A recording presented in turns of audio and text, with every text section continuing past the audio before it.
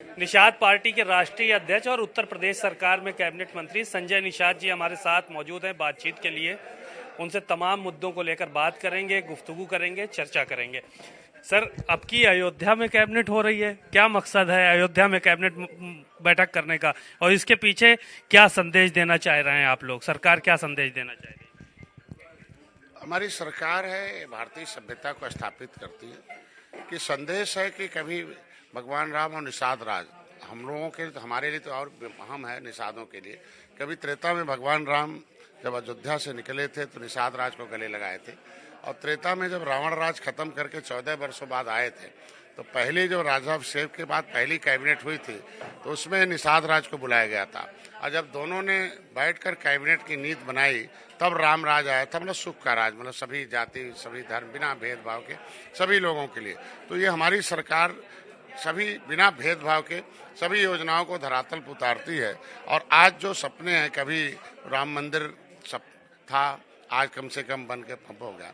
तो जहां से भारत कभी सोने की चिड़िया थी, जिस नीति से फिर उस कैबिनेट से हम लोग चाहते हैं कि भारत फिर समृद्धशाली बने, फिर से सोने की चिड़िया बने और सभी जाति के लोग खुश रहें। और सभी लोगों को दीपोत्सव के उस समारोह में बधाई देने का वो अवसर है कि जाने की संस्कृति ऐसी थी जिसमें सभी लोग निवास करते थे। राम राज आ ही गए हैं, आ ही गया है, निषाद राज की तरफ से संजय निषाद मंत्री बन ही गए हैं। तो अब क्या पूरी तरह से राम राज स्थापित होने जा रहा है उत्तर प्रदेश में? खास तौर पर राम राज का मतलब होता है कि दुख के राज का खात्मा और सुख के राज को लाना, और हर जाति बिना जो कोई दुखी हो उसके लिए ईश्वर के रूप में कहा गया कि संविधान समस्याओं का समाधान है। The real God is voter in the democracy. इस युग में जो लोकतंत्र की स्थापना है कि लोगों तक एक तंत्र पहुंचे, कि आज के दिन में जो इलाज के लिए तड़पता था उसके लिए आयुष्मान भारत कार्ड है। जो आयुष्मान भारत कार्ड से छूट गया है वो मछुआ कल्याण कोष से उसका हम इलाज करा रहे हैं। जिसके पास मकान छूट गया है, प्रधानमंत्री मत्स्य संपदा योजना, प्रधानमंत्री आवास और मुख्यमंत्री आवास, उससे मछुआ आवास हम दे रहे हैं। तो ऐसे में इसी को कहते हैं राम राज, कि हम हर एक व्यक्ति के दुख दर्द में बिना भेदभाव के खड़े रहें। 10 तारीख को रहने के लिए बोला गया है आप लोगों के, लखनऊ में रहेंगे सारे मंत्री। क्या वजह है इसके पीछे? क्या मंत्रिमंडल विस्तार माना जाए कि अब की हो जाएगा 10 को? आपके बड़े भैया शामिल हो रहे हैं मंत्रिमंडल में। हमारे पास तो 9 तारीख को रहने का आया था फोन, और 9 तारीख को ये हुआ कि भाई कैबिनेट के लिए बात हो, कि हमने पूछा क्या आशय है उत्तर प्रदेश में, तो उन्होंने कहा नहीं कैबिनेट का विस्तार है, कैबिनेट का जो बैठक है उसको तय किया जा रहा है। तो आज सूचना भी आ गई कि 9 तारीख को अयोध्या में कैबिनेट है। और सबसे ज्यादा खुशी डॉक्टर संजय को हुआ कि कभी त्रेता में भगवान राम के साथ निषाद राज बैठे थे, आज माननीय योगी के साथ उन्होंने एक निषाद राज के बन भैया मंत्री बनने जा रहे हैं। लेकिन भैया हमारे हैं, हमारे भैया हैं और आएंगे, आए हैं, पहले भी थे, इस बार भी थे, साथ रहेंगे, आगे बढ़ेंगे। और जैसा भी हमारी सरकार हमारी पार्टी मतलब एनडीए बड़े भाई भारतीय जनता पार्टी जैसा निर्णय लेंगे हम स्वागत में खड़े हैं। एक सवाल ये था कि आप लोग जो है वो यात्रा निकालने के लिए जा रहे हैं, इसका क्या मकसद है यात्रा निकालने का? एक यात्रा निकालने की शुरुआत करने जा रहे हैं? देखिए, यात्रा एक माध्यम होता है, जनसंपर्क एक माध्यम होता है कि हम क्या थे, क्या हैं, और नहीं अगर हम जागरूक हुए तो क्या हो जाएंगे। तो उस यात्रा में बताना तो आवश्यक है ना, क्योंकि हमारे पास जो मछुआरे हैं उनके पास शिक्षा का अभाव है, वो अंग्रेजों मुगलों से लड़ने के नाते उजड़े हुए हैं, उनके पास जमीन जायदाद नहीं है, उनके पास तमाम शहरों में कमाने चले गए हैं, उनके बच्चे हैं यहाँ पढ़ रहे हैं, लिख रहे हैं। तो उन्हें पता चले कि नहीं, आरक्षण एक अवसर है। आरक्षण आपके पुरखों ने देश को आजाद कराया, संविधान बनाया, लिखवाया।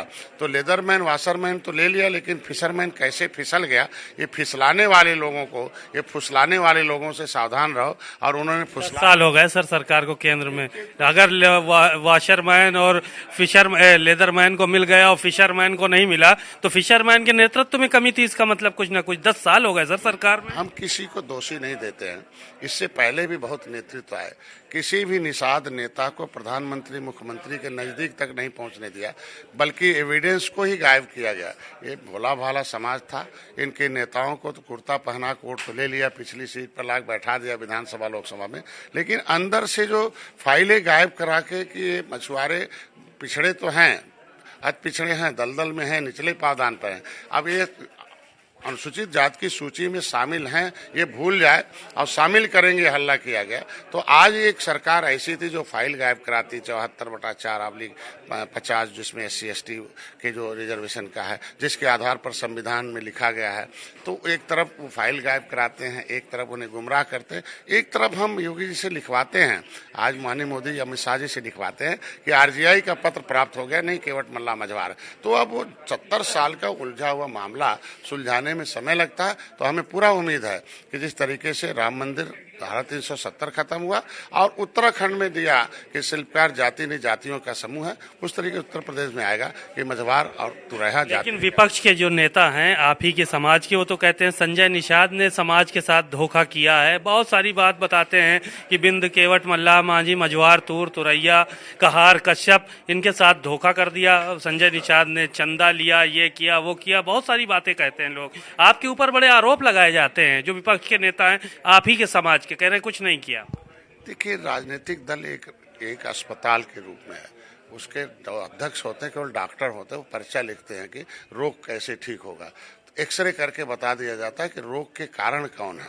तो मैंने एक्सरे करके बता दिया कि कांग्रेस, सपा, बसपा ये सारे रोग के कारण हैं, इनके साथ रहना ही, सटना ही तुम्हारा रोग है, इनसे दूर हो जाओ, रोग ठीक हो जाएगा। वो हट गए तो देख लीजिए क्या हुआ आज के दिन में। उनके लिए योजनाएं मिलना शुरू हो गया, उनके लिए कागज मिलना शुरू हो गया। भले इनके नेता को सुला के ले जाके धोखा तो दिए ना कि चलो मैं करूंगा। हम कहते 2004 से 2014 तक सरकार थी, केंद्र में सपा के बसपा के सहयोग से केंद्र की सरकार चल रही थी। और जब विशंबर जी आवाज उठाते थे इनके आरक्षण के कि मझवार को परिभाषित कर दिया, केवट मल्ला मझवार है, लिखा हुआ है, मैंने पत्र दिया था उस समय, तब मैं राजनीति में नहीं था, सोशल वर्कर था।